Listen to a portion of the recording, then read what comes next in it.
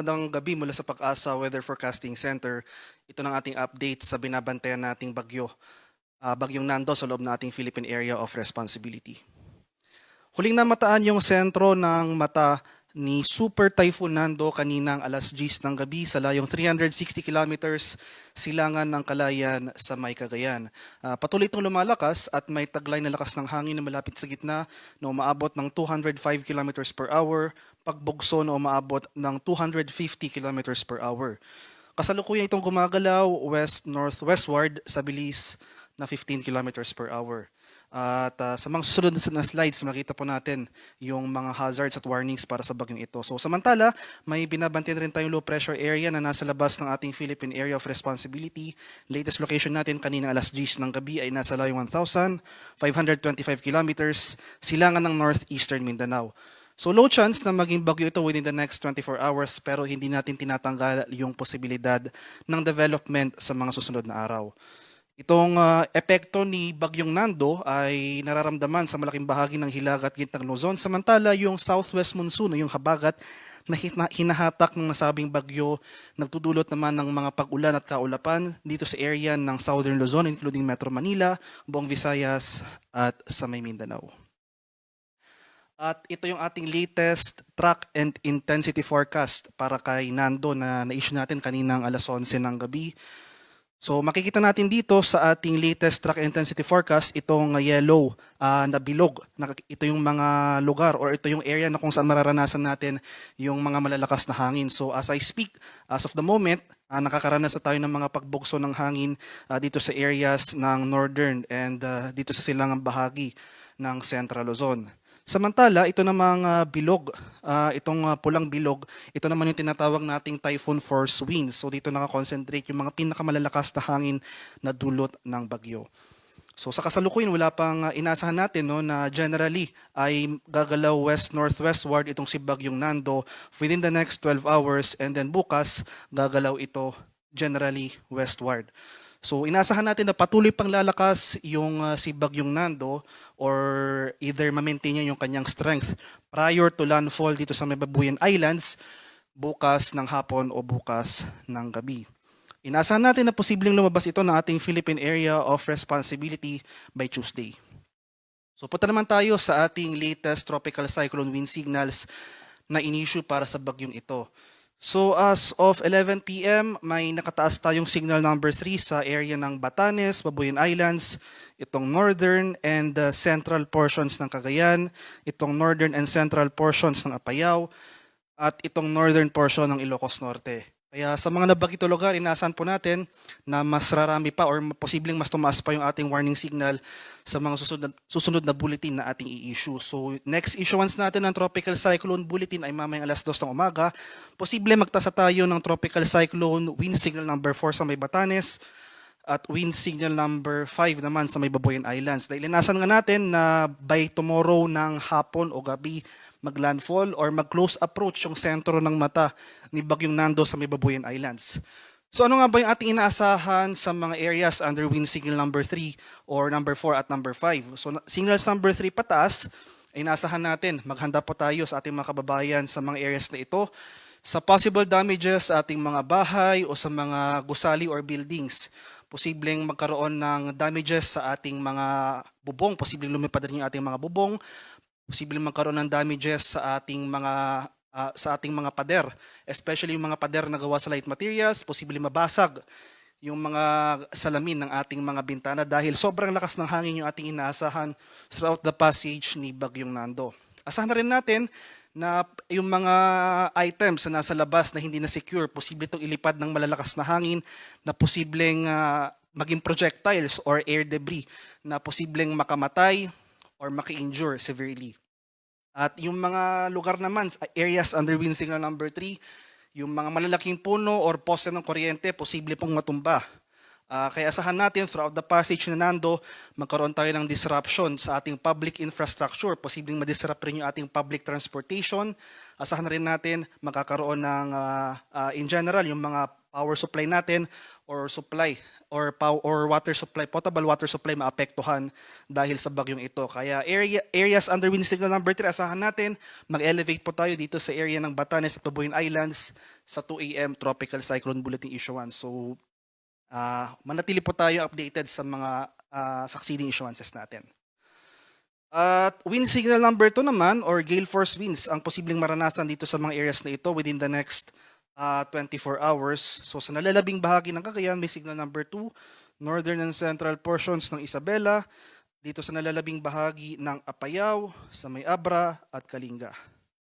May signal number 2 rin sa eastern and central portions ng Mountain Province, sa may eastern portion ng Ifugao, dito sa northern portion ng Ilocos Sur at sa nalalabing bahagi ng Ilocos Norte.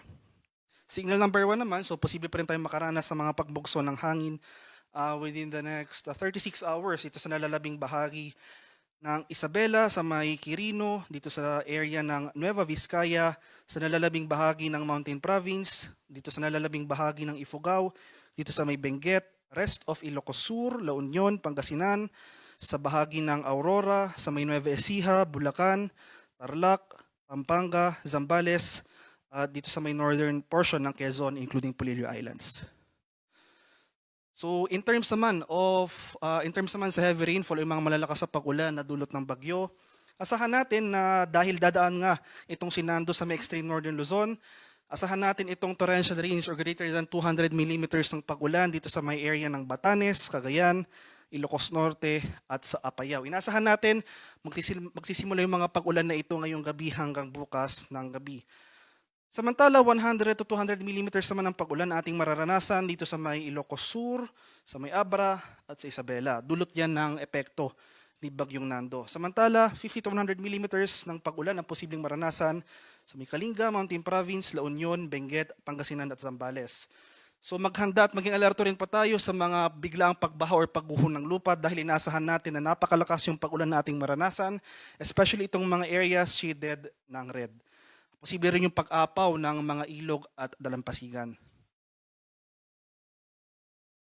And dahil naman sa epekto ng southwest monsoon, yung habagat na pinapalakas ni Bagyong Nando, makaranas rin tayo ng mga pag-ulan dito sa area ng some portions of Central Luzon, Southern Luzon, as well as Visayas. So dito sa area ng Bataan, Cavite, Batangas, asahan natin yung 50 to 100 millimeters sa mga pag-ulan. 100 to 200 millimeters sa pag-ulan ang inaasahan sa Occidental Mindoro, possible rin yung moderate to heavy rains sa may Palawan, Antique at Romblon.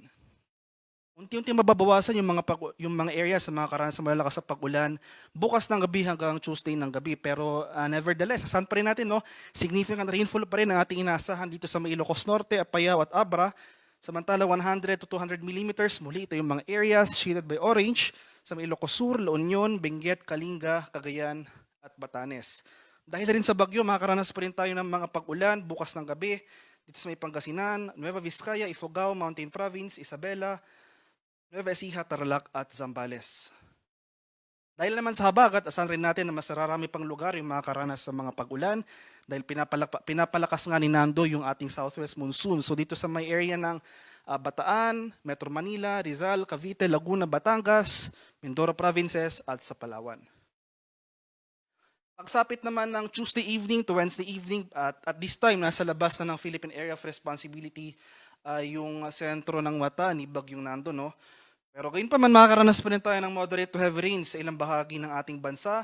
Dito sa may Batanes, Cagayan, Ilocos Norte, Apayao, Abra, Ilocos Sur, La Union, Benguet, Nueva Vizcaya, Pangasinan, Zambales, Tarlac, Nueva Ecija, Bataan, at Occidental Mindoro. So dahil sa pinagsama epekto nung possible trough extension ni Bagyong Nando at yung southwest monsoon o yung hangin habagat na kasalukuyang pinapalakas nito. Kaya ugaliing umantabay sa mga localized updates na iniissue ng ating mga kasamahan ng Pag-asa Regional Services Divisions tulad ng mga thunderstorm advisories, rainfall advisories, or heavy rainfall warnings para sa mas komprehensibong impormasyon para sa ating mga lugar.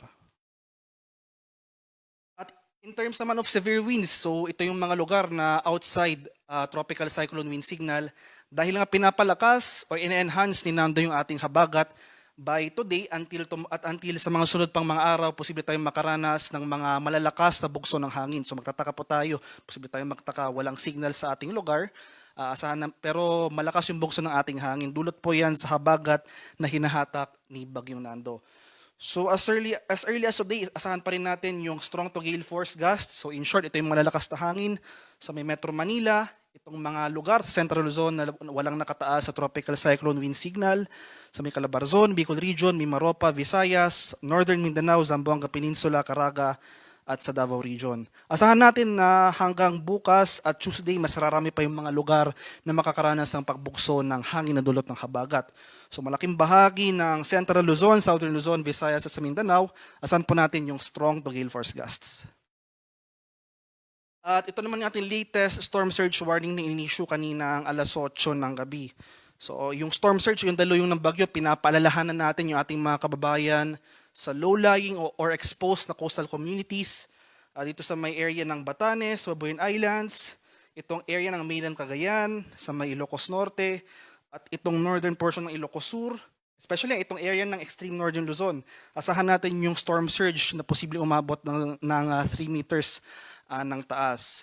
So yung mga kababayan natin sa exposed low-lying coastal communities, lumikas po tayo sa mas mataas sa lugar dahil yung storm surge or daluyan ng bagyo ay yung paghampas o yung pagpasok ng tubig dagat dito nga sa area ng coastal communities. At sa kalagayan nating karagatan, may gale warning pa rin tayo na in-issue kanina alas 5 ng hapon. So may gale warning pa rin tayo currently in effect dito sa seaboards ng Batanes, Babuyan Islands, Cagayan, dito sa area ng Ilocos Norte, dito sa ilang portions ng Ilocos Sur, Isabela at itong northern portion ng Aurora. Kaya sa mga kababayang mangingisda at may mga maliliit na sasakyang pandagat sa lugar na ito, huwag po muna tayong pamalaot dahil makakaranas tayo ng maalong karagatan na dulot ng papalapit na Bagyong Nando. So posible umabot yung wave height natin sa open seas ng 14 meters. At ito yung ating paano ba tayo maghahanda para kay Bagyong Nando. So hopefully, i-take advantage natin yung opportunity natin for today until tomorrow. Dahil inasahan natin na as early as today, nakakaranas tayo ng masungit na panahon over portions of Northern Luzon. Asahan natin na mas lalala pa yung ating kondisyon o yung kondisyon ng panahon bukas, mas magiging masungit pa yung panahon dahil bukas ay posibleng nga maglandfall yung sentro ng mata ni Bagyong Nando sa may Babuyan Islands bukas ng hapon or bukas ng gabi. So ugaliing makinig ng balita at mag-monitor ng updates ng Pag-asa. So sa ngayon, 3-hourly or every 3 hours na yung issuance natin ng tropical cyclone bulletins. Susunod na update para kay Bagyong Nando ay bukas ng alas 2 ng umaga. So for example, yung mga localized advisories natin, yung mga heavy rainfall warnings, patuloy na pinupost ng Pag-asa sa ating mga social media accounts.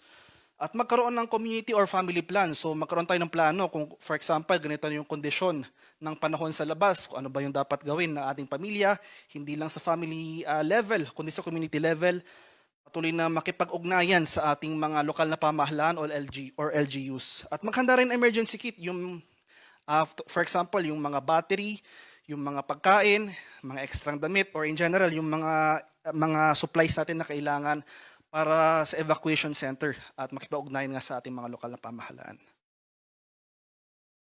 At para sa karagdagang impormasyon tungkol sa ulat panahon, for example nga yung susunod natin mga issuances ng bulletins, yung mga weather advisories, at yung mga localized advisories ng heavy rainfall warnings, ay follow kami sa aming social media accounts at DUSC_Pag-asa.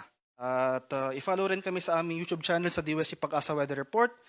At yung official website natin ay pag-asa.dusc.gov.ph at panahon.gov.ph.